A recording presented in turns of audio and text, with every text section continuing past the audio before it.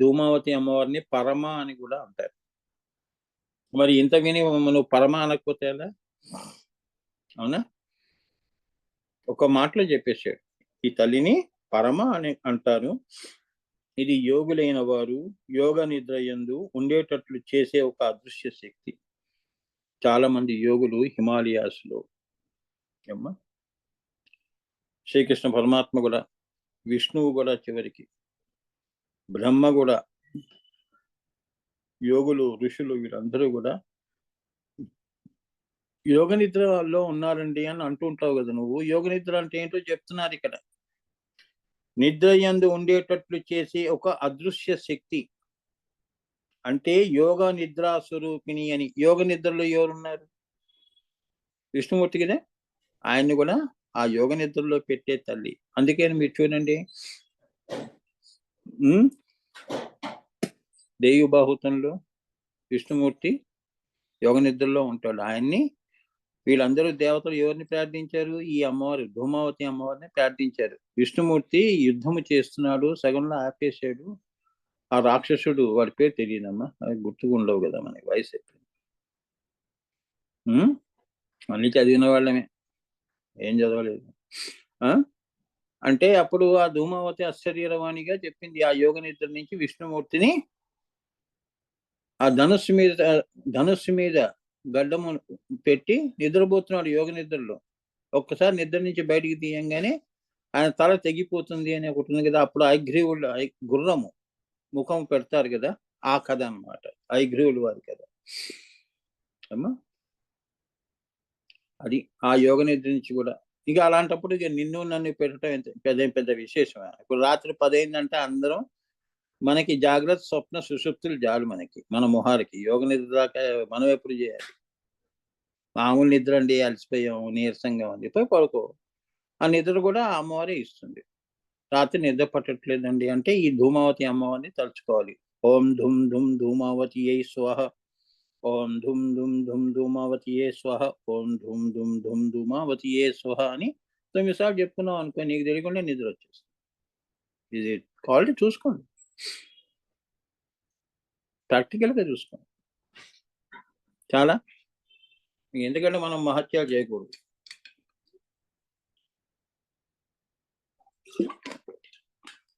నిమిషాలు చేయండి చాలు,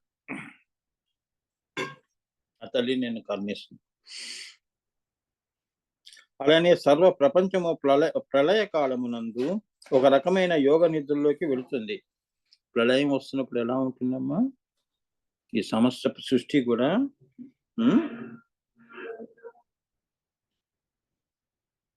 సర్వ ప్రపంచము కూడా యోగ నిద్రలో పెడుతుందట. తుఫాన్ వచ్చేటప్పుడు ఎలా ఉంటుంది చూశారు కదా. మామూలు తుఫాన్ వచ్చేటప్పుడు మనం చాలా తేలిగ్గా తీసుకుంటాం. మహాప్రళయంలో కూడా అమ్మవారు సర్వ ప్రపంచాన్ని కూడా యోగ నిద్రలో పెడుతుంది. అట్టి ప్రళయ కాలమునందలి సమస్త జగత్తు యొక్క యోగ నిద్ర స్వరూపిణి కూడా ఈ ధూమావతి. ఇలా అందరినీ కూడా మాయలో పెట్టేది. మాబ్ క్రేజ్ అంటారు చూడమ్మా, అందరూ. అవునా? అందరం కూడా ఆ యోగ నిద్రలో జారుకుంటాం. ప్రళయం ఎలా వస్తుందో వాడికి తెలియదు.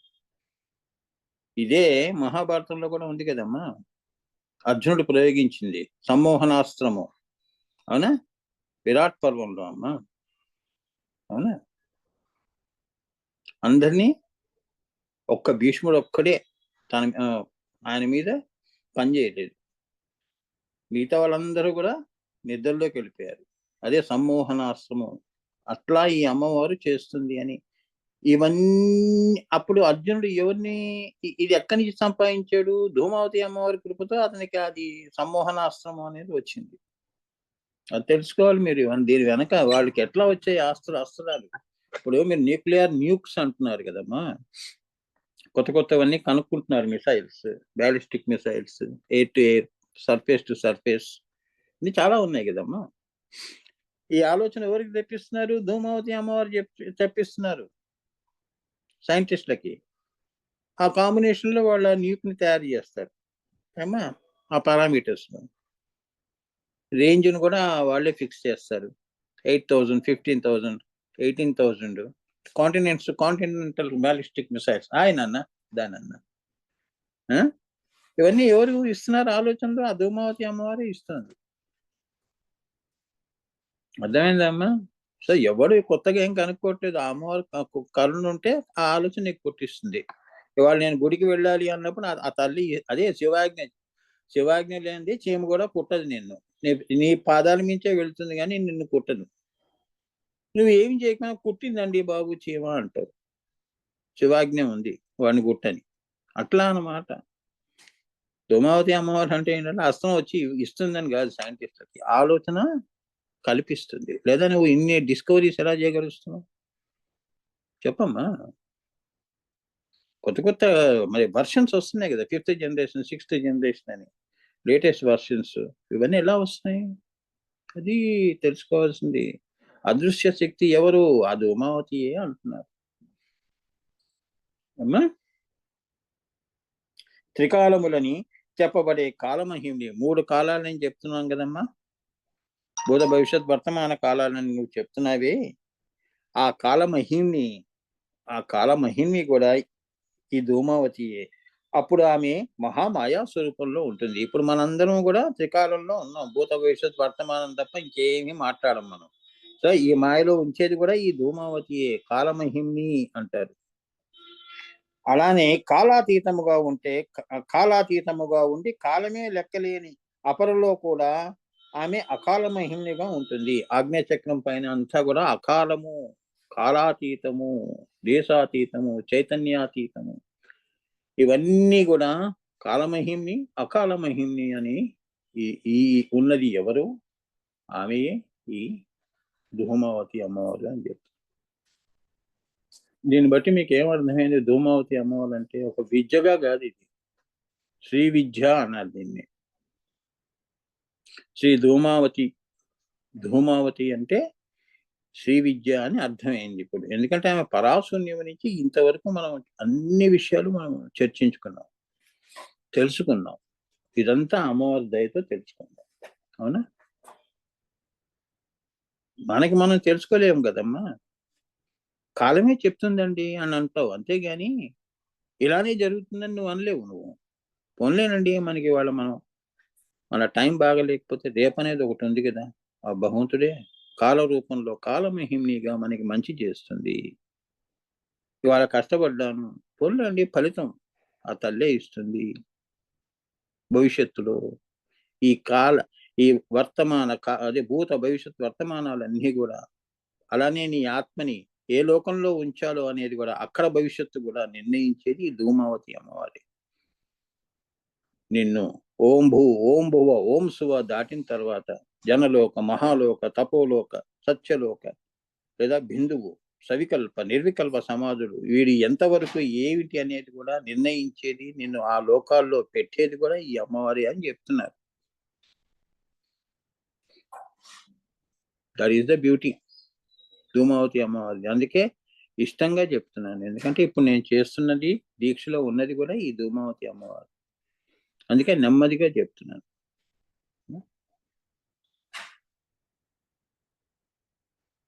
లలిత స్వరూపంగా అకాల మహిమ్ని ఆమె. లలితా స్వరూపంగా ఆమె ఎవరు?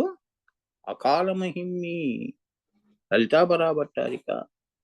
తన దాకా రప్పించుకుంటే సవికల్ప సమాధి.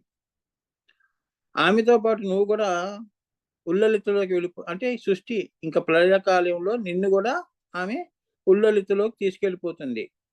అది నిర్వికల్ప సమాధులు అని అమ్మా. అంతవరకు లలితామ్మవారిలోనే ఉంటావు నువ్వు. సృష్టి ఉన్నంత వరకు ఉంటావు ఆ తల్లి దగ్గరే, ఆ లోకంలోనే. తల్లి ఇంకా ఆపేస్తున్నాను ఈ సృష్టి అన్నప్పుడు ఆమె ఉల్లలితగా అనంతముగా అయిపోయేటప్పుడు తనలో నిర్వికల్ప సమాధులు పొందిన వాళ్ళందరినీ కూడా మళ్ళీ ఆమె ఉల్లలితలోకి తీసుకెళ్ళిపోతుంది. అది మళ్ళీ సృష్టి చేసినప్పుడు ఆమె ఎప్పుడు చేస్తుందో అదంతా బియాండ్ ఆఫ్ ది బియాండ్ అమ్మ. అది మనం చెప్పలేం. భగవంతుడి యొక్క ఇది మనం చెప్పలేం తల్లి. నిర్వికల్ప సమాధి వరకు చెప్పగలుగుతాం తల్లి, అంతవరకే ఆజ్ఞ ఇస్తుంది. ఆమె మళ్ళీ నెక్స్ట్ సృష్టి ఎప్పుడు చేస్తుంది మనకు leave everything to the Dhumavati అమ్మవారు. ఉట్టి మనం పాదాలు పట్టుకుని ఉండేవాళ్ళం అంతే. ఇక జీవన్ముక్తులై నిత్య నిరంతరము కూడా యోగమునందు జ్ఞానమునందు అమనస్కతా స్థితిని పొంది భౌమాస్థితిలో ఉండే మహాయోగులకి సిద్ధులకి వచ్చే తుర్యాతీతములు తానే అయి ఆ తుర్యాతీతముల యందుండే అనిర్వచనీయమైన ఆనందానుభూతి యొక్క స్వరూపము ఆ ధూమావతియే. ఎవరైతే యోగము చేసేవాళ్ళు, యోగులు, ధ్యానులు, అమనస్కతా స్థితిని పొందిన వాళ్ళు ఏమా బహుమాస్థితి. ఏమా బహుమాస్థితి అంటే ఆజ్ఞాచక్రం పైన బహుమాస్థితిలో ఉండే మహా యోగులు ఎవరైతే ఉంటారో, సిద్ధులకు తుర్యాతీతములు దాటిన వాళ్ళు, ఇవన్నీ కూడా తానే అయి ఆ తుర్యాతీతముల యందుండే. అంతే కదా, శాస్త్రాల కమలం వెళ్ళావు, అక్కడ ఆనందం వచ్చిందండి, బ్రహ్మానందం వచ్చిందంటావే, ఆ అనిర్వచనీయమైన ఆనందానుభూతిని కూడా ఇచ్చే తల్లి ఆ స్వరూపము ఎవరిది అంటే ఆ ధూమావతి అమ్మవారే. చూసారా, యత్ర నాణ్యాత్ కరోతి నాణ్యాత్ విజానాతి నాణ్యాత్ పశ్యతి నాణ్యాత్ శృణోతి తదేవ భౌమ అని పెద్దలు చెప్పారు. ఏమా ఎక్కడ నాణ్యాత్ పశ్యతి, ఏమి ఎవరు సాక్షులు లేరు అక్కడ. నాణ్యాత్ శృణోతి, ఏమీ వినటం అనేది లేని స్థితి. ఏమ్మా ఆ స్థితి ఏదైతే నాణ్యాత్ పశ్యతి నాణ్యాత్ శృణోతి తదేవ భౌమ అంటారు.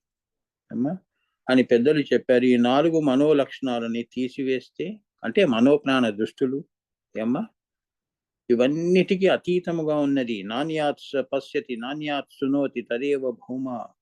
ఈ 4 తీసివేస్తే అమనస్కము వస్తుంది.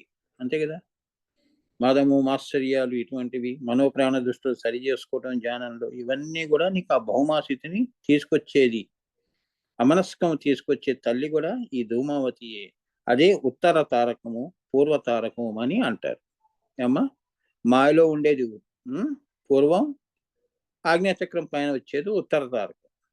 ఈ ఉత్తర పూర్వ ఈ రెండు కూడా ఈ ధూమావతి అని చెప్తున్నారు. యోగి అవుతావో భోగి అవుతావో అది నీ యొక్క దీన్ని బట్టి ఉంటుంది అని.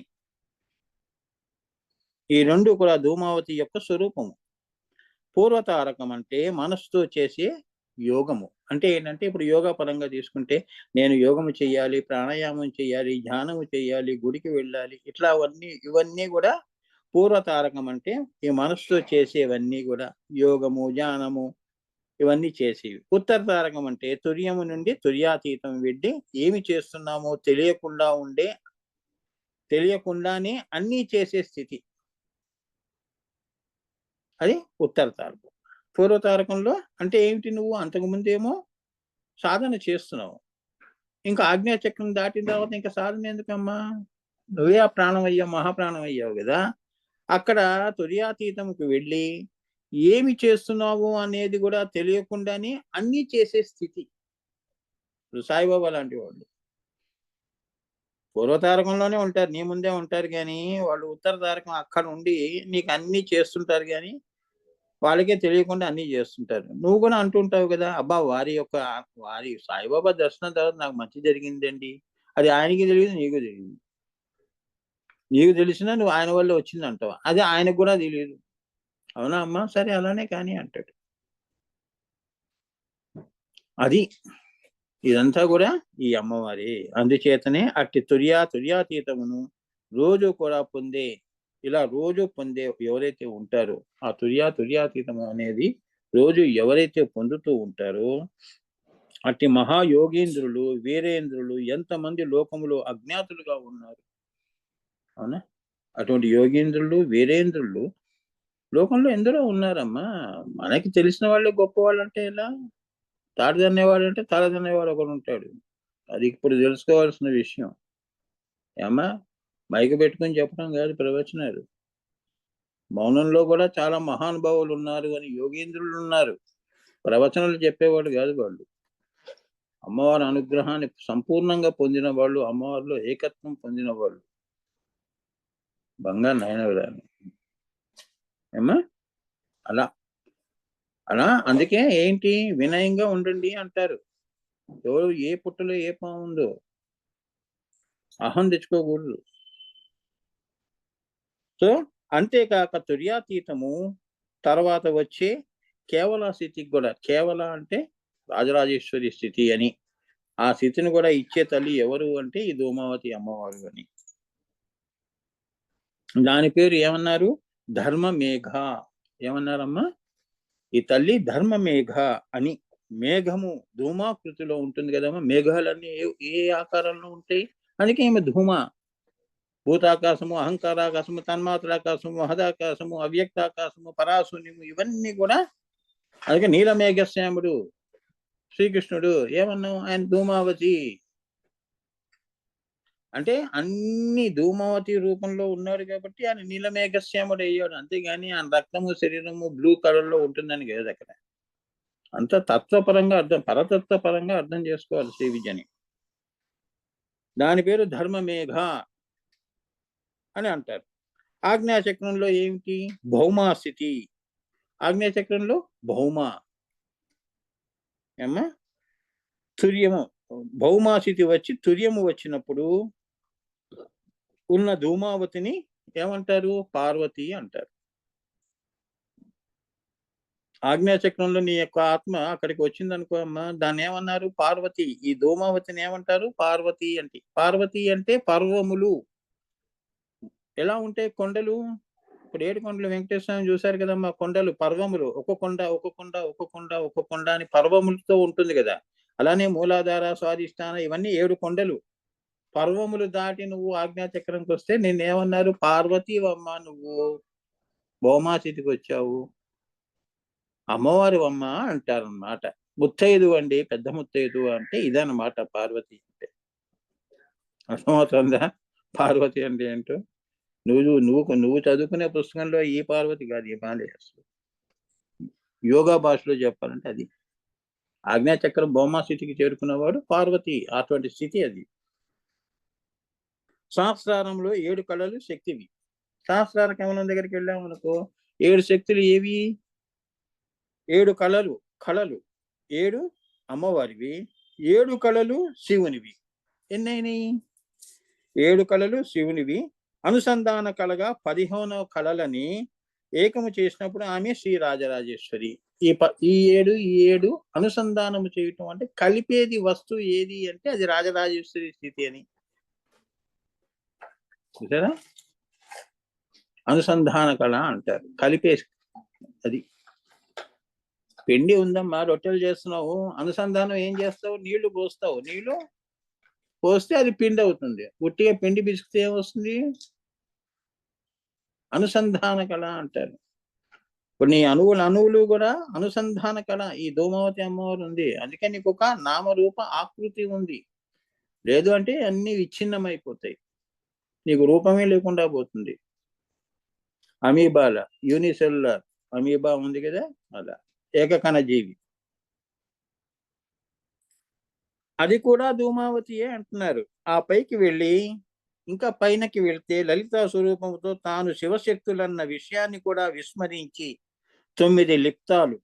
ఇప్పుడు నువ్వు ఉన్నావు అనుకో, రాజరాజేశ్వరి స్థితి దాటి లలిత అమ్మవారి యొక్క స్వరూపముతో మేము అంటే నీకే అనిపిస్తుంది నేను శివశక్తిని కాను, శివశక్తిని అది కూడా మర్చిపోతావు.